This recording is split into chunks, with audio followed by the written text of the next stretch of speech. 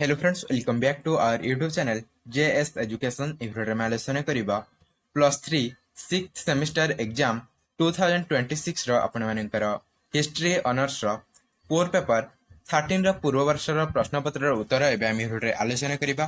ତ ଏଥିମଧ୍ୟରୁ କିଛି ପ୍ରଶ୍ନ ଆପଣମାନଙ୍କର 6th ସେମିଷ୍ଟର ଏକ୍ଜାମ 2026 ରେ ଆସିବାର ସମ୍ଭାବନା ରହିଛି। ତେଣୁକରି ଭିଡ଼ିଓଟିକୁ କୌଣସି ସ୍କିପ୍ ନ କରି ଆରମ୍ଭରୁ ଶେଷ ପର୍ଯ୍ୟନ୍ତ ଦେଖନ୍ତୁ। ଜଡ଼େଇ ନ କରି ଚାଲନ୍ତୁ ଆଜିର ଭିଡ଼ିଓଟିକୁ ଷ୍ଟାର୍ଟ କରିବା।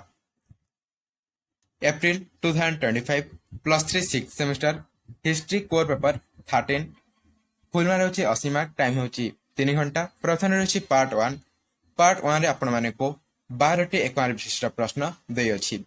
तो प्रश्न नंबर 1 रो प्रथम प्रश्न रही भारतीय प्रेस रो जनक भाबरे किए परिचित। भारतीय प्रेस रो जनक भाबरे किए परिचित। तो उत्तर होची गणना जेम्स अगस्टस हिक्की भारतीय प्रेस रो जनक भाबरे परिचित। प्रश्न नंबर बी रे रही देखु डैश प्रतिष्ठान आलीगढ़ आंदोलन अधीन स्थापित होइथिला। डैश प्रतिष्ठान आलीगढ़ आंदोलन अधीन स्थापित होइथिला।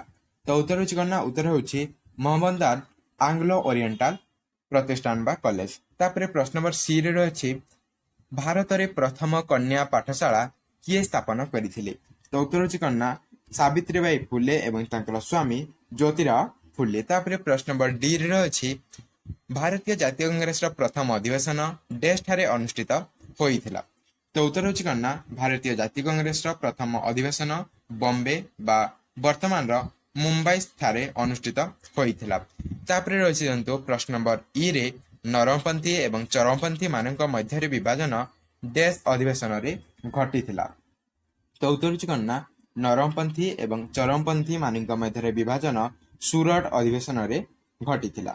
तापरे प्रश्न नंबर एफ रे रही देखु डैश गदर पार्टी डैश मसीह स्थापित होइथिला। गदर पार्टी डैश मसीह स्थापित होइथिला। तो उत्तर होची गणना 1913 मसीह गदर पार्टी स्थापित होइथिला। प्रश्न नंबर जी रे रही भारत रे गांधी प्रथम अंशग्रहण करिथिबा मुख्य आंदोलन कौन थिला।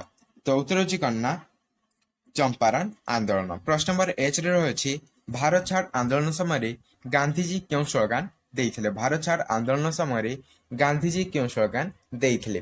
तो उत्तर होची गणना कर बा मोर स्लोगान से देइथिले। प्रश्न नंबर आई रे रही जंतु बिरदली सत्याग्रहर नेतृत्व डैश नेइथिले। तो उत्तर होची गणना सरदार वल्लभ भाई पटेल बिरदली सत्याग्रहर नेतृत्व नेइथिले। प्रश्न नंबर जे रे रही मुस्लिम लीग रो प्रथम अध्यक्ष के थिले। मुस्लिम लीग रो प्रथम अध्यक्ष किए थे। तो उत्तर होची गणना आगा खान तृतीय। तापरे प्रश्न नंबर के रे रही हिंदू महासभा डैश मसीह स्थापित होइथिला। हिंदू महासभा डैश मसीह स्थापित होइथिला। तो उत्तर होची गणना 1915 मसीह स्थापित होइथिला। तापरे प्रश्न नंबर एल रे रही संविधान सभार अध्यक्ष किए थिले। तो उत्तर होची गणना राजेंद्र प्रसाद थिले संविधान सभार अध्यक्ष। तो यहाँ आपण मानकर पार्ट 1 रे समस्त 12 टी एक विशिष्ट प्रश्न गुड़िकर उत्तर एवं देखा पार्ट 2। पार्ट 2 रे आपण मानकु 10 टी 2 मार्क विशिष्ट प्रश्न जाइछि। सेथि मध्ये आपण मानकु जे कोनसी 8 टी उत्तर देबाको पड़िबो। तो प्रथम प्रश्न रचिंतु भारत रे प्रथम छापाखाना केबे एवं केउठारे प्रतिष्ठित होइथिला। भारत रे प्रथम छापाखाना केबे एवं केउठारे प्रतिष्ठित होइथिला। तो उत्तर आप लिखे भारत में प्रथम छापाखाना 1556 मसीह गोवा ठारे स्थापित होइथिला। पोर्तुगीज मान द्वारा यह प्रतिष्ठा करा जाइथिला। प्रश्न नंबर बी रही देखु आलीगढ़ आंदोलन प्राथमिक उद्देश्य कौन थिला। आलीगढ़ आंदोलन प्राथमिक उद्देश्य कौन थिला। तो उत्तर होची आलीगढ़ आंदोलन प्राथमिक उद्देश्य थिला भारतीय मुसलमान समाज को आधुनिक शिक्षा सहित परिचित कराई तांकर सामाजिक एवं बुद्धि को उन्नत करिबा। एही आलीगढ़ आंदोलन को सैयद अहमद खां आरंभ करिथिले। यह मुसलमान मानकर शिक्षा संस्कार एवं सामाजिक संस्कार को गुरुत्व देथिला। प्रश्न नंबर सी रे रही देखु सत्य शोधक समाज रो लक्ष्य कौन थिला। तो उत्तर होची सत्य शोधक समाज रो लक्ष्य समाज रो जाति प्रथा को दूर करिबा अर्थात सामाजिक समानता प्रतिष्ठा करिबा। महिला एवं निम्न वर्गर लोक मानक मध्य शिक्षार प्रसार करी सेमानंकु निजर अधिकार विषय रे सचेतन कराइबा। समाज रो प्रत्येक व्यक्ति को समान मर्यादा एवं न्याय प्रदान करिबा एही संगठन रो मुख्य लक्ष्य थिला। तापरे रही प्रश्न नंबर डी रे ପ୍ରମୁଖ ନରମପନ୍ଥୀ ନେତାମାନେ କିଏ କିଏ ଥିଲେ? ତ ଉତ୍ତର ହେଉଛି କ'ଣ ନା ପ୍ରମୁଖ ନରମପନ୍ଥୀ ନେତାମାନେ ହେଲେ ଦାଦାଭାଇ ନାରୋଜୀ, ଗୋପାଳ କୃଷ୍ଣ ଗୋଖଲେ, ସୁରେନ୍ଦ୍ରନାଥ ବାନାର୍ଜୀ, ଫିରୋଜ ଶାହ ମେହଟା, ଉମେଶ ଚନ୍ଦ୍ର ବାନାର୍ଜୀ ଇତ୍ୟାଦି ସବୁ ପ୍ରମୁଖ ନେତାମାନେ ରହିଥିଲେ ନରମପନ୍ଥୀର। ତାପରେ ପ୍ରଶ୍ନ ନମ୍ବର ଇରେ ରହିଛି ସ୍ୱଦେଶୀ ଆନ୍ଦୋଳନର ପ୍ରମୁଖ ଉଦ୍ଦେଶ୍ୟ କ'ଣ ଥିଲା? ସ୍ୱଦେଶୀ ଆନ୍ଦୋଳନର ପ୍ରମୁଖ ଉଦ୍ଦେଶ୍ୟ କ'ଣ ଥିଲା? ତ ଉତ୍ତର ହେଉଛି ସ୍ୱଦେଶୀ ଆନ୍ଦୋଳନର ପ୍ରମୁଖ ଉଦ୍ଦେଶ୍ୟ ଥିଲା ବ୍ରିଟିଶ ଶାସନର ଅର୍ଥନୈତିକ ସ୍ଥିତିକୁ ଦୁର୍ବଳ କରିବା ଏବଂ ଭାରତୀୟମାନଙ୍କ ମଧ୍ୟରେ ନିର୍ଭରଶୀଳତା ଭାବକୁ ଜାଗ୍ରତ କରିବା। ଏହି ସ୍ୱଦେଶୀ ଆନ୍ଦୋଳନର କାର୍ଯ୍ୟକ୍ରମ ଗୁଡ଼ିକ ହେଲା ବିଦେଶୀ ଦ୍ରବ୍ୟକୁ ବର୍ଜନ କରିବା ଏବଂ ସ୍ୱଦେଶୀ ଶିଳ୍ପର ପ୍ରସାର କରିବା ଏବଂ ଜାତୀୟ ଶିକ୍ଷାର ପ୍ରସାର କରିବା। ତାପରେ ପ୍ରଶ୍ନ ନମ୍ବର ଏଫରେ ରହିନ୍ତୁ ହିନ୍ଦୁସ୍ତାନ ସୋସିଆଲିଷ୍ଟ ରିପବ୍ଲିକାନ ଆସୋସିଏସନ କେବେ ଏବଂ କିଏ ସ୍ଥାପନ କରିଥିଲେ? ତ ଉତ୍ତର ହେଉଛି କ'ଣ ନା ହିନ୍ଦୁସ୍ତାନ ସୋସିଆଲିଷ୍ଟ ରିପବ୍ଲିକାନ ଆସୋସିଏସନ 1928 ମସିହାରେ ଭଗତ ସିଂ, ଚନ୍ଦ୍ରଶେଖର ଆଜାଦ, ସୁଖଦେବ ପରି ନେତାମାନେ ସ୍ଥାପନ କରିଥିଲେ। ତାପରେ ରହିନ୍ତୁ ପ୍ରଶ୍ନ ନମ୍ବର ଜିରେ ଖେଡ଼ା ସତ୍ୟାଗ୍ରହ କ'ଣ ଥିଲା? ଖେଡ଼ା ସତ୍ୟାଗ୍ରହ କ'ଣ ଥିଲା? ତ ଉତ୍ତର ହେଉଛି କ'ଣ ନା ଉତ୍ତର ହେଉଛି ଖେଡ଼ା ସତ୍ୟାଗ୍ରହ 1918 ମସିହାରେ ଗୁଜରାଟର ଖେଡ଼ା ଜିଲ୍ଲାରେ ହୋଇଥିଲା। ଏହା ମହାତ୍ମା ଗାନ୍ଧୀଙ୍କ ନେତୃତ୍ୱରେ ଏବଂ ସର୍ଦ୍ଦାର ବଲ୍ଲଭ ଭାଇଙ୍କ ସହଯୋଗରେ ହୋଇଥିଲା। ଏହି ସତ୍ୟାଗ୍ରହ ମୂଳ କାରଣ ହେଉଛି ଦୁର୍ଭିକ୍ଷ ଏବଂ ଫସଲ ନଷ୍ଟ ହେବା ସତ୍ତ୍ୱେ ମଧ୍ୟ ବ୍ରିଟିଶ ସରକାର ଚାଷୀଙ୍କ ଠାରୁ କରକୁ ଆଦାୟ କରିଥିଲେ, ଯାହାଫଳରେ କି ଏହି ଖେଡ଼ା ସତ୍ୟାଗ୍ରହ ଦେଖା ଦେଇଥିଲା। ତାପରେ ରହିନ୍ତୁ ପ୍ରଶ୍ନ ନମ୍ବର ଏଚରେ ସ୍ୱାମୀ ସହଜାନନ୍ଦ ସରସ୍ୱତୀ କିଏ ଥିଲେ ଏବଂ ତାଙ୍କର ଅବଦାନ କ'ଣ ଥିଲା? ତ ଉତ୍ତର ହେଉଛି ସ୍ୱାମୀ ସହଜାନନ୍ଦ ସରସ୍ୱତୀ ଜଣେ ପ୍ରସିଦ୍ଧ ସମାଜ ସଂସ୍କାରକ ଏବଂ କୃଷକ ନେତା ଥିଲେ। ସେ 1889 ମସିହାରେ ଉତ୍ତରପ୍ରଦେଶରେ ଜନ୍ମଗ୍ରହଣ କରିଥିଲେ। ସେ 1936ରେ ଅଲ୍ ଇଣ୍ଡିଆ କିଷାନ ସଭା ସ୍ଥାପନ କରିଥିଲେ। ତାଙ୍କର ପ୍ରଧାନ ଅବଦାନ ହେଉଛି କୃଷକମାନଙ୍କୁ ସଂଗଠିତ କରିବା। ତାପରେ ପ୍ରଶ୍ନ ନମ୍ବର ଆଇରେ ରହିନ୍ତୁ 1916 ମସିହାର ଲକ୍ଷ୍ନୌ ଚୁକ୍ତି କ'ଣ ଥିଲା? 1916 ମସିହାର ଲକ୍ଷ୍ନୌ ଚୁକ୍ତି କ'ଣ ଥିଲା? ତ ଉତ୍ତର ହେଉଛି 1916 ମସିହାରେ ଲକ୍ଷ୍ନୌରେ ଭାରତୀୟ ଜାତୀୟ କଂଗ୍ରେସ ଏବଂ ମୁସଲିମ ଲିଗ ମଧ୍ୟରେ ହୋଇଥିବା ଏକ ଐତିହାସିକ ସମ୍ମତିକୁ ଲକ୍ଷ୍ନୌ ଚୁକ୍ତି ବୋଲି କୁହାଯାଏ। ଏହାର ମୁଖ୍ୟ ଉଦ୍ଦେଶ୍ୟ ଥିଲା ଦୁଇ ସଂଗଠନଙ୍କ ମଧ୍ୟରେ ଏକତା ସୃଷ୍ଟି କରି ବ୍ରିଟିଶ ଶାସନ ବିରୋଧରେ ସଂଘବଦ୍ଧ ବା ମିଳିତ ଭାବରେ ଆନ୍ଦୋଳନ କରିବା। ତାପରେ ପ୍ରଶ୍ନ ନମ୍ବର ଜେରେ ରହିନ୍ତୁ ରାଡକ୍ଲିଫ୍ ଲାଇନ୍ କ'ଣ ଥିଲା? ରାଡକ୍ଲିଫ୍ ଲାଇନ୍ କ'ଣ ଥିଲା? ତ ଉତ୍ତର ହେଉଛି ରାଡକ୍ଲିଫ୍ ଲାଇନ୍ 1947 ମସିହାରେ ଭାରତର ବିଭାଜନ ସମୟରେ ଅଙ୍କାଯାଇଥିବା ଏକ ସୀମାରେଖା ଥିଲା। ଏହି ରେଖାଟିକୁ ବ୍ରିଟିଶ ଅଧିକାରୀ ସାର୍ ସାଇରିଲ୍ ରାଡକ୍ଲିଫ୍ଙ୍କ ଦ୍ୱାରା ଦିଆଯାଇଥିଲା। ଏହା ଭାରତ ଏବଂ ପାକିସ୍ତାନ ମଧ୍ୟରେ ସୀମା ନିର୍ଦ୍ଧାରଣ କଲା। ଏହା ପଞ୍ଜାବ ଏବଂ ବଙ୍ଗ ଅଞ୍ଚଳକୁ ଏହି ରେଖା ଭାଗ କରିଦେଇଥିଲା। ତ ଏହା ଥିଲା ଆପଣମାନଙ୍କର ପାର୍ଟ 2ରେ ରହିଥିବା ସମସ୍ତ 2 ମାର୍କ ବିଶିଷ୍ଟ ପ୍ରଶ୍ନଗୁଡ଼ିକର ଉତ୍ତର, ଯାହାକି ଆମେ ଆଲୋଚନା କଲେ। ଏବେ ଆମେ ଆଲୋଚନା କରିବା ପାର୍ଟ 3ରେ ରହିଥିବା ପ୍ରଶ୍ନ। ତ ପାର୍ଟ 3ରେ ଆପଣମାନଙ୍କୁ ମଧ୍ୟ 10ଟି ପ୍ରଶ୍ନ ଦିଆଯାଇଛି ଏବଂ ପ୍ରତ୍ୟେକ ପ୍ରଶ୍ନର ମୂଲ୍ୟ ହେଉଛି 3 ମାର୍କ ଲେଖାଏଁ ଏବଂ ଏହି 10ଟି ପ୍ରଶ୍ନ ମଧ୍ୟରୁ ଆପଣମାନଙ୍କୁ ଯେକୌଣସି 8ଟିର ଉତ୍ତର କରିବାକୁ ପଡ଼ିବ 75ଟି ଶବ୍ଦ ମଧ୍ୟରେ। ତ ପ୍ରଥମ ପ୍ରଶ୍ନ ରହିନ୍ତୁ ଉପନିବେଶୀ ଶାସନ ସମୟରେ ଭାରତୀୟ ସମାଜ ଉପରେ ସମ୍ବାଦପତ୍ରର ପ୍ରଭାବ ସମ୍ପର୍କରେ ଆଲୋଚନା କର। ତ ଉତ୍ତରରେ ଆପଣମାନେ ଲେଖିବେ ଉପନିବେଶୀ ଶାସନ କାଳରେ ଭାରତୀୟ ସମାଜରେ ସମ୍ବାଦପତ୍ରର ପ୍ରଭାବ ବହୁତ ଗୁରୁତ୍ୱପୂର୍ଣ୍ଣ ଥିଲା। ସେ ସମୟରେ ସମ୍ବାଦପତ୍ର ଗୁଡ଼ିକ ଲୋକମାନଙ୍କୁ ସଚେତନ କରିବାରେ ଏବଂ ଜାତୀୟତାର ଭାବନା ଜାଗ୍ରତ କରିବାରେ ମୁଖ୍ୟ ଭୂମିକା ନିଭାଇଥିଲା। ପ୍ରଥମେ ସମ୍ବାଦପତ୍ର ମାଧ୍ୟମରେ ଲୋକମାନେ ବ୍ରିଟିଶ ଶାସନର ନୀତି, ଅନ୍ୟାୟ ଏବଂ ଶୋଷଣ ବିଷୟରେ ଜାଣିପାରୁଥିଲେ। ଏହା ଲୋକମାନଙ୍କ ମଧ୍ୟରେ ଅସନ୍ତୋଷ ସୃଷ୍ଟି କରିଥିଲା ଏବଂ ସ୍ୱାଧୀନତା ପାଇଁ ଆନ୍ଦୋଳନକୁ ଅଧିକ ଶକ୍ତିଶାଳୀ ମଧ୍ୟ କରିଥିଲା। ଦ୍ୱିତୀୟତଃ ସମ୍ବାଦପତ୍ର ଜାତୀୟତା ଏକତାକୁ ବଢ଼ାଇଥିଲା। ଭିନ୍ନ ଭିନ୍ନ ଅଞ୍ଚଳର ଲୋକମାନେ ଏକେ ଧରଣର ସମସ୍ୟା ଭୋଗୁଥିବାରୁ ଜାଣି ସେମାନେ ଏକତ୍ର ହୋଇଥିଲେ। ଏହା ଭାରତୀୟ ଜାତୀୟ ଆନ୍ଦୋଳନକୁ ଅଧିକ ତୀବ୍ରତର କରାଇଥିଲା। ତାପରେ ତୃତୀୟତଃ ହେଉଛି ସମ୍ବାଦପତ୍ର ଶିକ୍ଷା ଓ ସଚେତନତା ବିସ୍ତାର କରିଥିଲା। ସମାଜ ସଂସ୍କାର, ନାରୀ ଶିକ୍ଷା, ଶିଶୁ ବିବାହ, ବିରୋଧୀ ଆନ୍ଦୋଳନ ଭଳି ବିଷୟରେ ଲୋକମାନେ ଜାଣିପାରୁଥିଲେ। ତାପରେ ଚତୁର୍ଥତଃ ହେଉଛି ସମ୍ବାଦପତ୍ର ନେତାମାନଙ୍କର ଭାବନାକୁ ଲୋକଙ୍କ ମଧ୍ୟରେ ପହଞ୍ଚାଇଥିଲା। ଗାନ୍ଧିଜୀ, ବାଲ ଗଙ୍ଗାଧର ତିଲକଙ୍କ ଭଳି ନେତାମାନେ ସମ୍ବାଦପତ୍ର ମାଧ୍ୟମରେ ଲୋକଙ୍କୁ ପ୍ରେରିତ କରୁଥିଲେ। ଏହିଭଳି ଭାବରେ ଉପନିବେଶୀ କାଳରେ ସମ୍ବାଦପତ୍ର ଭାରତୀୟ ସମାଜରେ ସଚେତନତା एकता एवं स्वाधीनतार आंदोलन को शक्ति देथिबा एक प्रमुख माध्यम थिला। तापरे रहिसंतो प्रश्न नंबर बी रे आर्य समाज रो प्रमुख शिक्षा संपर्क रे आलोचना कर। तो उत्तर रे आपण माने लिखिबे आर्य समाज होची एक सामाजिक एवं धार्मिक सुधार आंदोलन जाको स्वामी दयानंद सरस्वती 1875 मसीह स्थापना करथिले। यार प्रमुख उद्देश्य थिला वेदर शुद्ध शिक्षा को प्रचार करी समाज रे सुधार आनिबा। प्रथमे आर्य समाज वेद को सबठारु प्राचीन एवं सत्य ज्ञानर उत्स बोली माने यह शिखाए जे मनुष्य जीवनर नियम एवं नीति वेद अनुसार हेबा उचित। द्वितीयतः यह एकेश्वरवाद उपरे जोर दी थाए। आर्य समाज कहे जे एकमात्र भगवान छंती जे सर्वशक्तिमान एवं सर्वव्यापी अटंती। यह मूर्ति पूजा को अस्वीकार करे। तृतीयतः होउछि समाज रे अंधश्रद्धा एवं कुसंस्कार को विरोध करा जाए।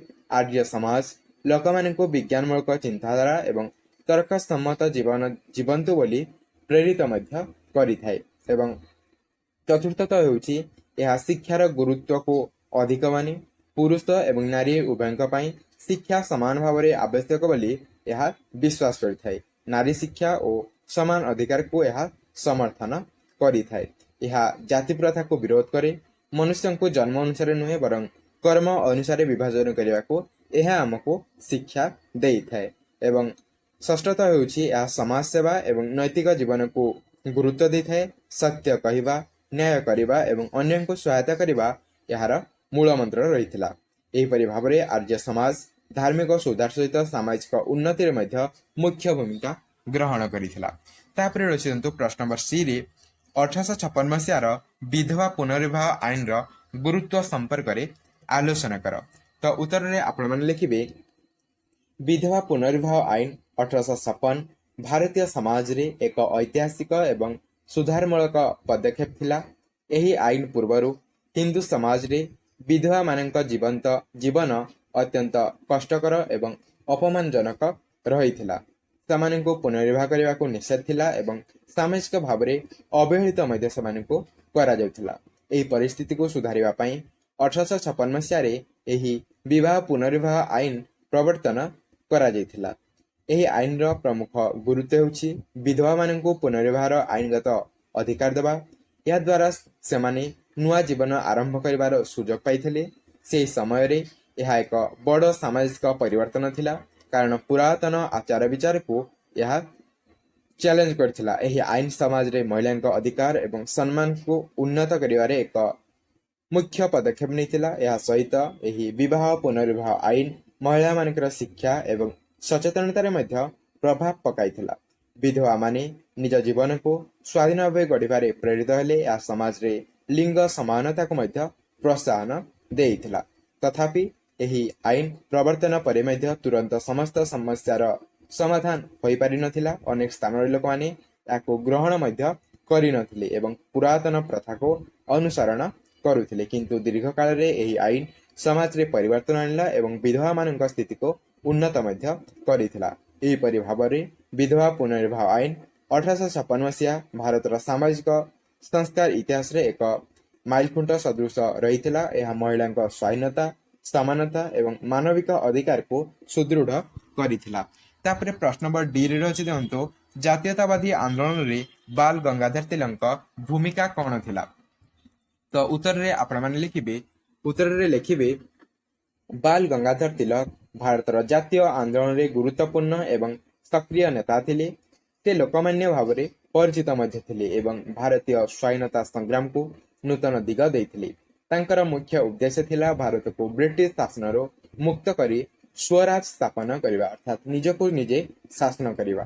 तिलकर सबठारु प्रसिद्ध नारा थिला स्वराज्य मोर जन्मगत अधिकार एवं मु याको पाइबी। एही नारा से दिथिले। एही नारा भारतीय मानक मध्य देशभक्तिर भावना को जागृत करिथिला। से मध्यमवादी नीति को विरोध करी चरमपंथी धारा को शक्तिशाली करथिले। तिलक समाज को जागृत करिया पई सांबादिकतार एक अस्त्र भावे व्यवहार करथिले एवं से केसरी एवं महारट्टा पत्रिका माध्यम ब्रिटिश शासन अन्याय को आलोचना मध्य କରିଥିଲେ। ଏହା ଲୋକମାନଙ୍କୁ ସଚେତନ ଏବଂ ସଚଳ ମଧ୍ୟ କରିଥିଲା। ସେ ଗଣପତି ଉତ୍ସବ ଏବଂ ଶିବାଜୀ ଉତ୍ସବକୁ ସାମୂହିକ ଭାବରେ ପାଳନ କରି ଲୋକମାନଙ୍କ ମଧ୍ୟରେ ଏକତା ଏବଂ ଜାତୀୟତାର ଭାବନାକୁ ବଢ଼ାଇଥିଲେ। ଏହି ଆନ୍ଦୋଳନକୁ ଲୋକପ୍ରିୟ କରିବାରେ ଏକ ନୂତନ ପଦକ୍ଷେପ ମଧ୍ୟ ସେ ନେଇଥିଲେ। ତିଲକ ହୋମ ରୁଲ ଆନ୍ଦୋଳନରେ ମଧ୍ୟ ଗୁରୁତ୍ୱପୂର୍ଣ୍ଣ ଭୂମିକା ନିଭାଇଥିଲେ। ସେ ଆନି ବେସାନ୍ତଙ୍କ ସହିତ ମିଶି ଭାରତରେ ସ୍ୱଶାସନ ପାଇଁ ଜୋରଦାର ଆନ୍ଦୋଳନ ମଧ୍ୟ କରିଥିଲେ। ଏହା ଦେଶବାସୀଙ୍କୁ ସ୍ୱାଧୀନତା ପାଇଁ ଚେତନା ଦେଇଥିଲା। ଏହିପରି ଭାବରେ ବାଲ ଗଙ୍ଗାଧର ତିଲକ ଭାରତୀୟ ଜାତୀୟ ଆନ୍ଦୋଳନରେ ଏକ ମୁଖ୍ୟ ସ୍ତମ୍ଭ ଥିଲେ। ସେ ଲୋକମାନଙ୍କୁ ସ୍ୱାଧୀନତା ପାଇଁ ସଚେତନ କରିଥିଲେ ଏବଂ ଭାରତର ସ୍ୱାଧୀନତା ଆନ୍ଦୋଳନକୁ ଶକ୍ତି ମଧ୍ୟ ପ୍ରଦାନ କରିଥିଲେ। ତାପରେ ପ୍ରଶ୍ନ ନମ୍ବର ରେ ରହିଛି, ଦେଖନ୍ତୁ ସ୍ୱଦେଶୀ ଆନ୍ଦୋଳନର କାରଣ ଗୁଡ଼ିକ କ'ଣ ଥିଲା? ସ୍ୱଦେଶୀ ଆନ୍ଦୋଳନର କାରଣ ଗୁଡ଼ିକ କ'ଣ ଥିଲା? କେଉଁ କାରଣଙ୍କ ଯୋଗୁଁ ସ୍ୱଦେଶୀ ଆନ୍ଦୋଳନ ହୋଇଥିଲା?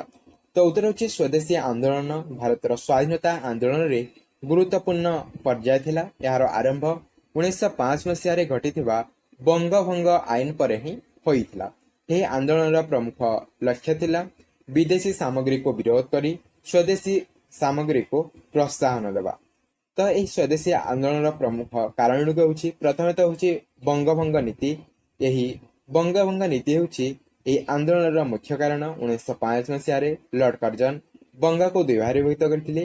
ଏହା ପଛରେ ଇଂରେଜ ଶାସକଙ୍କର ଭାଗ କର ଏବଂ ଶାସନ କର ନୀତି ରହିଥିଲା। ଏହାକୁ ଭାରତୀୟମାନେ ତୀବ୍ର ବିରୋଧ କରିଥିଲେ। ବଙ୍ଗକୁ ଦୁଇ ଭାଗରେ ବିଭକ୍ତ କରି ସେ ପୂର୍ବବଙ୍ଗ ଏବଂ ପଶ୍ଚିମବଙ୍ଗ ଗଠନ କରିଥିଲେ, ଯାହାକି ଏହି ଆନ୍ଦୋଳନକୁ କାରଣ ସାଜିଥିଲା। ତାପରେ ଦ୍ୱିତୀୟତଃ ହେଉଛି ଇଂରାଜ ଶାସନ ସମୟରେ ଅର୍ଥନୈତିକ ଶୋଷଣ ମଧ୍ୟ ଏହାର ମୁଖ୍ୟ କାରଣ ଥିଲା। ବ୍ରିଟିଶ ଶାସକମାନେ ଭାରତର ଧନକୁ ନେଇ ଭାରତର କଞ୍ଚାମାଲକୁ ନେଇ ଇଂଲଣ୍ଡରେ ସେମାନେ ସେଥିରୁ ନୂତନ ଦ୍ରବ୍ୟ ପ୍ରସ୍ତୁତ କରୁଥିଲେ ଏବଂ ତାହାକୁ ଭାରତରେ ଚଢ଼ା ଦରରେ ବିକ୍ରି କରୁଥିଲେ, ଯାହାଫଳରେ କି ଆମର ଦେଶୀୟ ଶିଳ୍ପ ଏବଂ କୁଟୀର ଶିଳ୍ପ ଗୁଡ଼ିକ ନଷ୍ଟ ହେଇଯାଉଥିଲା, ଯାହାଫଳରେ ଏହି ଆନ୍ଦୋଳନଟି ହୋଇଥିଲା। ତାପରେ ତୃତୀୟତଃ ହେଉଛି ଜାତୀୟତାବାଦୀ ଭାବନାର ବୃଦ୍ଧି। ଏହି ଆନ୍ଦୋଳନକୁ ଉତ୍ତେଜିତ ମଧ୍ୟ କରିଥିଲା। ବାଲ ଗଙ୍ଗାଧର ତିଲକ, ବିପିନ ଚନ୍ଦ୍ର ପାଲ ଏବଂ ଲାଲା ଲାଜପତ ରାୟଙ୍କ ଭଳି ନେତାମାନେ ଲୋକମାନଙ୍କୁ ସ୍ୱଦେଶୀ ବ୍ୟବହାର କରିବା ପାଇଁ ପ୍ରେରିତ କରିଥିଲେ, ବିଦେଶୀ ଦ୍ରବ୍ୟକୁ ବର୍ଜନ କରି। ଏବଂ ଚତୁର୍ଥ ହେଉଛି ଶିକ୍ଷିତ ମଧ୍ୟବିତ୍ତ ବର୍ଗର ଭୂମିକା ମଧ୍ୟ ରହିଥିଲା। ସେମାନେ ଜାତୀୟ ସଚେତନତା ଉନ୍ନତ କରିଥିଲେ ଏବଂ ବିଦେଶୀ ସାମଗ୍ରୀ ବହିଷ୍କାର କରିବାକୁ ଲୋକମାନଙ୍କୁ ଉତ୍ସାହିତ ମଧ୍ୟ କରିଥିଲେ। ଏହିପରି ଭାବରେ ସ୍ୱଦେଶୀ ଆନ୍ଦୋଳନ କାରଣ ଗୁଡ଼ିକ ମଧ୍ୟରେ ବଙ୍ଗଭଙ୍ଗ ନୀତି, ଅର୍ଥନୈତିକ ଶୋଷଣ, ଜାତୀୟତା ଭାବନା, ଇଂରେଜ ଶାସନର ଅନ୍ୟାୟ ନୀତି, ଏହିସବୁ କାରଣ ଗୁଡ଼ିକ ଦାୟୀ ଥିଲା।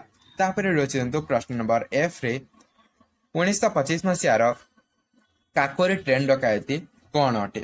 ତ ଉତ୍ତର ହେଉଛି କ'ଣ ନା, କାକୋରୀ ଟ୍ରେନ୍ ଡକାୟତି ଭାରତର ସ୍ୱାଧୀନତା ଆନ୍ଦୋଳନରେ ଏକ ଐତିହାସିକ ଏବଂ ସାହସିକ ଘଟଣା ଥିଲା। ଏହା 1925 ମସିହା ଅଗଷ୍ଟ ମାସ 9 ତାରିଖରେ ଉତ୍ତରପ୍ରଦେଶର କାକୋରୀ ନିକଟରେ ଘଟିଥିଲା। ଏହି ଘଟଣାର ଉଦ୍ଦେଶ୍ୟ ଥିଲା ବ୍ରିଟିଶ ସରକାରଙ୍କ ରାଜକୋଷର ଟଙ୍କାକୁ ଲୁଟି ଭାରତୀୟ ବିପ୍ଳବୀ ଆନ୍ଦୋଳନ ପାଇଁ ଧନ ସଂଗ୍ରହ କରିବା। ଏହି ଆନ୍ଦୋଳନକୁ ହିନ୍ଦୁସ୍ତାନ ରିପବ୍ଲିକାନ ଆସୋସିଏସନର ସଦସ୍ୟମାନେ ପରିଚାଳନା କରିଥିଲେ।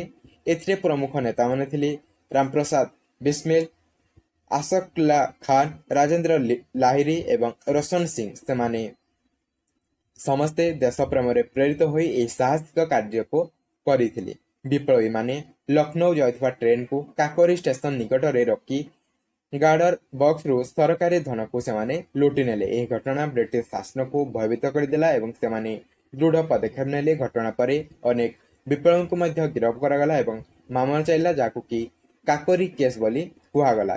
ନ୍ୟାୟାଳୟ ଅନୁସାରେ ରାମପ୍ରସାଦ ବିସ୍ମିଲ, ଆଶଫାକୁଲ୍ଲା ଖାନ, ରାଜେନ୍ଦ୍ର ଲାହିରୀ ଏବଂ ରୋଶନ ସିଂଙ୍କୁ ମୃତ୍ୟୁଦଣ୍ଡ ଦିଆଯାଇଥିଲା। ଅନ୍ୟାନ୍ୟଙ୍କୁ ଦୀର୍ଘ କାରାଦଣ୍ଡ ମଧ୍ୟ ଦିଆଯାଇଥିଲା, ଯେଉଁମାନେ କି ଏଥିରେ ଲିପ୍ତ ରହିଥିଲେ। ସେମାନଙ୍କର ବଳିଦାନ ଭାରତୀୟ ଯୁବକମାନଙ୍କୁ ଦେଶ ପ୍ରେମରେ ପ୍ରେରିତ କରିଥିଲା। ଏହିପରି ଭାବରେ କାକୋରୀ ଟ୍ରେନ୍ ଡକାୟତି ଭାରତୀୟ ସ୍ୱାଧୀନତା ସଂଗ୍ରାମର ଏକ ମୁଖ୍ୟ ଘଟଣା ଥିଲା, ଯାହାକି ବିପ୍ଳବୀମାନଙ୍କର ସାହସିକ ଏକତା ଏବଂ ଦେଶ ପ୍ରେମର ଉତ୍କୃଷ୍ଟ ଉଦାହରଣ ଅଟେ। ତାପରେ ରହିଛି ପ୍ରଶ୍ନ ନମ୍ବର ରେ ଗାନ୍ଧୀଜୀଙ୍କର ସତ୍ୟାଗ୍ରହ ଧାରଣା ସମ୍ପର୍କରେ ଆଲୋଚନା କର। ତ ଉତ୍ତରରେ ଆପଣମାନେ ଲେଖିବେ, ମହାତ୍ମା ଗାନ୍ଧୀଙ୍କର ସତ୍ୟାଗ୍ରହ ଧାରଣା ଭାରତୀୟ ସ୍ୱାଧୀନତା ଆନ୍ଦୋଳନରେ ଏକ ମହତ୍ୱପୂର୍ଣ୍ଣ ଅସ୍ତ୍ର ଥିଲା। ସତ୍ୟାଗ୍ରହ ଶବ୍ଦଟି ସତ୍ୟ ଏବଂ ଆଗ୍ରହ ବା ଦୃଢ଼ତା ଦୁଇଟି ଶବ୍ଦରୁ ଗଠିତ। ଯାହାର ଅର୍ଥ ହେଉଛି ସତ୍ୟର ପାଇଁ ଦୃଢ଼ ରହିବା। ଗାନ୍ଧିଜୀ ଏହି ଧାରଣାକୁ ଅହିଂସା ଏବଂ ନୈତିକ ଶକ୍ତିର ଆଧାରରେ ଉନ୍ନତ କରିଥିଲେ। ସତ୍ୟାଗ୍ରହର ମୂଳନୀତି ହେଉଛି ଅନ୍ୟାୟ ଏବଂ ଅତ୍ୟାଚାରଙ୍କ ବିରୋଧରେ ହିଂସା ବ୍ୟବହାର ନ କରି ଶାନ୍ତିପୂର୍ଣ୍ଣ ଉପାୟରେ ପ୍ରତିବାଦ କରିବା।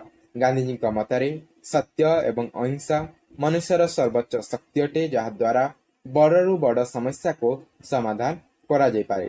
ସେ ବିଶ୍ୱାସ କରୁଥିଲେ ଯେ ଅହିଂସା ଦ୍ୱାରା ଶତ୍ରୁଙ୍କୁ ମଧ୍ୟ ମନୋଭାବରେ ପରିବର୍ତ୍ତନ କରାଯାଇପାରେ। ସତ୍ୟାଗ୍ରହର ଅନ୍ୟତମ ଗୁଣ ହେଉଛି ସହିଷ୍ଣୁତା ଏବଂ ଆତ୍ମତ୍ୟାଗ। ଏଥିରେ ସତ୍ୟାଗ୍ରହୀ ନିଜେ କଷ୍ଟ ସହିବାକୁ ପ୍ରସ୍ତୁତ ଥାଏ, କିନ୍ତୁ କେବେ ହିଂସାର ପଥକୁ ଅନୁସରଣ କରେ ନାହିଁ। ଏହା ଏକ ନୈତିକ ଆନ୍ଦୋଳନ ଯାହାର ଲକ୍ଷ୍ୟ ଶତ୍ରୁଙ୍କୁ ହରାଇବା ନୁହେଁ, ବରଂ ତାଙ୍କୁ ସତ୍ୟର ପଥରେ ଆଣିବା। ଭାରତର ସ୍ୱାଧୀନତା ଆନ୍ଦୋଳନରେ ସତ୍ୟାଗ୍ରହ ବହୁତ ଗୁରୁତ୍ୱ ବହନ କରେ। ଚମ୍ପାରଣ ସତ୍ୟାଗ୍ରହ, ଖେଡ଼ା ଆନ୍ଦୋଳନ, ନମକ ସତ୍ୟାଗ୍ରହ ପରି ଆନ୍ଦୋଳନଗୁଡ଼ିକ ଏହାର ଉଦାହରଣ ଅଟେ। ଏହି ଆନ୍ଦୋଳନମାନ ଭାରତୀୟଙ୍କୁ ଏକତ୍ର କରିଥିଲା ଏବଂ ସ୍ୱାଧୀନତା ପ୍ରାପ୍ତିରେ ମଧ୍ୟ ସାହାଯ୍ୟ କରିଥିଲା। ତାପରେ ହେଉଛି ପ୍ରଶ୍ନ ନମ୍ବର 8ରେ ଦେଖନ୍ତୁ, ଭାରତୀୟ ଜାତୀୟ ସେନାର ଲକ୍ଷ୍ୟ ଗୁଡ଼ିକ କ'ଣ ଥିଲା? ତ ଉତ୍ତର ହେଉଛି ଭାରତୀୟ ଜାତୀୟ ସେନାର ଲକ୍ଷ୍ୟ ଗୁଡ଼ିକ ଭାରତର ସ୍ୱାଧୀନତା ସଂଗ୍ରାମରେ ଏକ ଗୁରୁତ୍ୱପୂର୍ଣ୍ଣ ଅଂଶ ଥିଲା। ଏହାକୁ ସୁଭାଷ ଚନ୍ଦ୍ର ବୋଷଙ୍କ ନେତୃତ୍ୱରେ ପୁନଃ ସଂଗଠିତ କରାଯାଇଥିଲା ଏବଂ ଏହାର ମୂଳ ଲକ୍ଷ୍ୟ ଥିଲା ବ୍ରିଟିଶ ଶାସନରୁ ଭାରତକୁ ମୁକ୍ତ କରିବା। ପ୍ରଥମେ ଭାରତୀୟ ଜାତୀୟ ସେନାର ପ୍ରଧାନ ଉଦ୍ଦେଶ୍ୟ ଥିଲା ସଶସ୍ତ୍ର ସଂଗ୍ରାମ ମାଧ୍ୟମରେ ଭାରତର ସ୍ୱାଧୀନତା ଅର୍ଜନ କରିବା।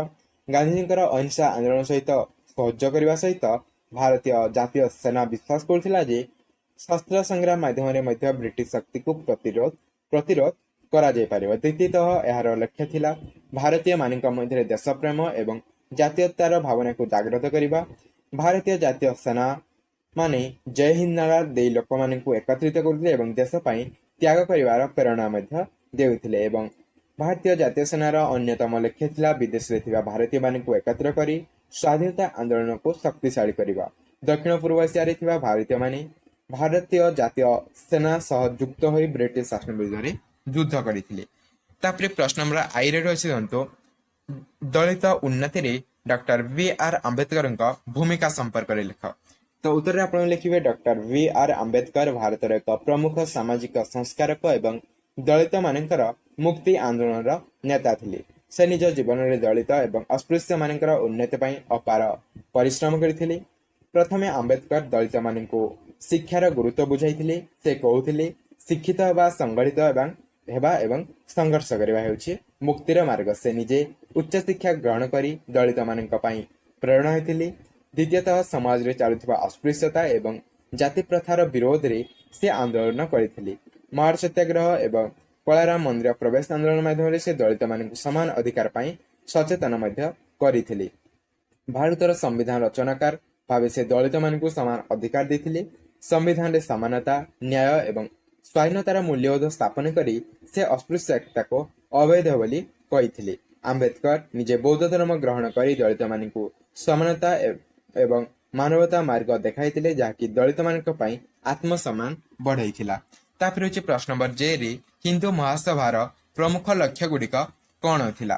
ତ ଉତ୍ତର ହେଉଛି କ'ଣ ନା, ଉତ୍ତର ହେଉଛି ହିନ୍ଦୁ ମହାସଭା ଭାରତର ଏକ ପ୍ରମୁଖ ସାମାଜିକ ରାଜନୈତିକ ସଂଗଠନ ଥିଲା, ଯାହାର ସ୍ଥାପନା 1915 ମସିହାରେ ହୋଇଥିଲା। ଏହାର ପ୍ରଧାନ ଉଦ୍ଦେଶ୍ୟ ଥିଲା ହିନ୍ଦୁ ସମାଜର ଏକତା, ସୁରକ୍ଷା ଏବଂ ଉନ୍ନତିକୁ ସୁନିଶ୍ଚିତ କରିବା ଥିଲା।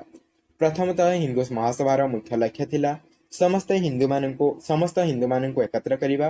ସେ ସମୟରେ ହିନ୍ଦୁ ସମାଜ ଜାତି, ଧର୍ମ ଏବଂ ଆଚାର ବିଚାର ଆଧାରରେ ବିଭକ୍ତ ଥିଲା। ଏହି ସଂଗଠନ ଏହି ବିଭିନ୍ନତାକୁ ଦୂର କରି ସମସ୍ତଙ୍କ ମଧ୍ୟରେ ଏକତା ସୃଷ୍ଟି କରିବାକୁ ଚେଷ୍ଟା କରିଥିଲା। ଦ୍ୱିତୀୟତଃ ଏହା ହିନ୍ଦୁ ସଂସ୍କୃତି ଏବଂ ପାରମ୍ପରିକତାର ସୁରକ୍ଷା ପାଇଁ କାମ କରୁଥିଲା। ବୈଦିକ ଶାସନ କାଳରେ ହିନ୍ଦୁ ସଂସ୍କୃତି ଉପରେ ବିଭିନ୍ନ ପ୍ରଭାବ ପଡ଼ୁଥିଲା, ଯାହାକୁ ରୋକିବା ପାଇଁ ଏହା ଲୋକମାନଙ୍କୁ ସଚେତନ କରୁଥିଲା। ଏହା ଦେଶର ସ୍ୱାଧୀନତା ପ୍ରତି ମଧ୍ୟ ଆଗ୍ରହୀ ଥିଲା। ଯଦିଓ ଏହାର ପଦ୍ଧତି ଅନ୍ୟ ସଂଗଠନଠାରୁ ଭିନ୍ନ ଥିଲା, ତଥାପି ଏହା ବ୍ରିଟିଶ ଶାସନରୁ ମୁକ୍ତ ପାଇବାକୁ ସମର୍ଥନ ମଧ୍ୟ କରୁଥିଲା। ତ ଏହା ଥିଲା ଆପଣମାନଙ୍କର ପାର୍ଟ 3 ରହିଥିବା ସମସ୍ତ 3 ମାର୍କ ବିଶିଷ୍ଟ ପ୍ରଶ୍ନଗୁଡ଼ିକର ଉତ୍ତର। ଏବେ ଆମେ ଦେଖିବା ପାର୍ଟ 4। ପାର୍ଟ 4ରେ ରହିଛି ଆପଣମାନଙ୍କର ଲଙ୍ଗ କୋଶ୍ଚିନ୍, ଯାହାର ପ୍ରଶ୍ନର ମୂଲ୍ୟ ହେଉଛି 7 ମାର୍କ ଲେଖାଏଁ। ତ 4ଟି ଲଙ୍ଗ କୋଶ୍ଚିନ୍ ଆପଣମାନଙ୍କୁ ଲେଖିବାକୁ ପଡ଼ିବ 8ଟି ଲଙ୍ଗ କୋଶ୍ଚିନ୍ରୁ। ତ ପ୍ରଥମ ଲଙ୍ଗ କୋଶ୍ଚିନ୍ ରହିଛି ଦେଖନ୍ତୁ, ମୁସଲମାନ ସମ୍ପ୍ରଦାୟରେ ଆଧୁନିକ ଶିକ୍ଷାର ପ୍ରଚାରରେ ଆଲିଗଡ଼ ଆନ୍ଦୋଳନର ଭୂମିକା ମୂଲ୍ୟାୟନ କର କିମ୍ବା ଜ୍ୟୋତିରାୟ ଫୁଲେ ଏବଂ ସାବିତ୍ରୀବାଈ ଫୁଲେଙ୍କ ମହିଳା ଏବଂ ନିମ୍ନବର୍ଗୀୟ ଜନସମାଜର ଉନ୍ନତିରେ ଭୂମିକା ଆଲୋଚନା କର। ଏହି ଦୁଇଟି ପ୍ରଶ୍ନରୁ ଆପଣମାନେ ଯେକୌଣସି ଗୋଟିଏର ଉତ୍ତର ଦେଇପାରିବେ। ତାପରେ ପ୍ରଶ୍ନ ନମ୍ବର 5 ଅଛି ଭାରତୀୟ ଜାତୀୟ କଂଗ୍ରେସ ଗଠନରେ ଏଓ ହ୍ୟୁମଙ୍କ ଭୂମିକା ତର୍ଜମା କର କିମ୍ବା ଭଗତ ସିଂ, ଚନ୍ଦ୍ରଶେଖର ଆଜାଦ ଏବଂ 1919 ପୂର୍ବରୁ ଅନ୍ୟାନ୍ୟ ବିପ୍ଳବୀମାନଙ୍କର ଅବଦାନ ସମ୍ପର୍କରେ ଆଲୋଚନା କର। ଏହି ଦୁଇଟି ପ୍ରଶ୍ନ ଆପଣମାନେ ଯେକୌଣସି ଗୋଟିଏର ଉତ୍ତର ଦେଇପାରିବେ। ତାପରେ ପ୍ରଶ୍ନ ନମ୍ବର 6 ଅଛି ଭାରତୀୟ ସ୍ୱାଧୀନତା ସଂଗ୍ରାମରେ ଗାନ୍ଧିଜୀଙ୍କର ପ୍ରଭାବ ତର୍ଜମା କର କିମ୍ବା ଭାରତୀୟ ଜାତୀୟ ଆନ୍ଦୋଳନରେ ଫରୱାର୍ଡ ବ୍ଲକର ଭୂମିକାକୁ ବ୍ୟାଖ୍ୟା କର। ତାପରେ ପ୍ରଶ୍ନ ନମ୍ବର 7 ଅଛି ମୁସଲିମ ଲିଗର ଗଠନ ଏବଂ ସ୍ୱାଧୀନତା ପୂର୍ବ ଭାରତୀୟ ରାଜନୀତିରେ ଏହାର ଭୂମିକା ଆଲୋଚନା କର କିମ୍ବା ମାଉଣ୍ଟ ବ୍ୟାଟେନ୍ ଯୋଜନା କ'ଣ ଥିଲା ଏବଂ ଏହା କିପରି ଭାରତର ବିଭାଜନକୁ ନେତୃତ୍ୱ କରିଥିଲା ସେ ସମ୍ପର୍କରେ ଆଲୋଚନା କର। ତ ଏହା ଥିଲା ଆପଣମାନଙ୍କର 2025ର ପ୍ରଶ୍ନପତ୍ର। ତାପରେ ମଧ୍ୟ ଆଉ କିଛି ୟୁନିଭର୍ସିଟିର ପ୍ରଶ୍ନପତ୍ର ରହିଛି ଯାହାକି ଆମେ ନେକ୍ସଟ ଭିଡ଼ିଓରେ ଆଲୋଚନା କରିବା। ତେଣୁକରି ଚ୍ୟାନେଲକୁ ପ୍ରଥମ ଆସିଲେ ଭିଡ଼ିଓକୁ ନୋଟିଫିକେସନ ପାଇବା ପାଇଁ ସବସ୍କ୍ରାଇବ କରି ଅଲ୍ ନୋଟିଫିକେସନ ବେଲକୁ ଅନ୍ କରିଥାନ୍ତୁ। ତ ଯଦି ଭିଡ଼ିଓଟି ଭଲ ଲାଗିଲା ଭିଡ଼ିଓଟି ଲାଇକ୍ ଦେବେ ଏବଂ ସାଙ୍ଗସାଥୀମାନଙ୍କ ସହ ଅଧିକରୁ ଅଧିକ ମାତ୍ରାରେ ସେୟାର କରିବେ। ତ ଦେଖା ହେବା ଆଉ ଏକ ନୂତନ ଭିଡ଼ିଓରେ। ସେ ପର୍ଯ୍ୟନ୍ତ ଜୟ ଜଗନ୍ନାଥ।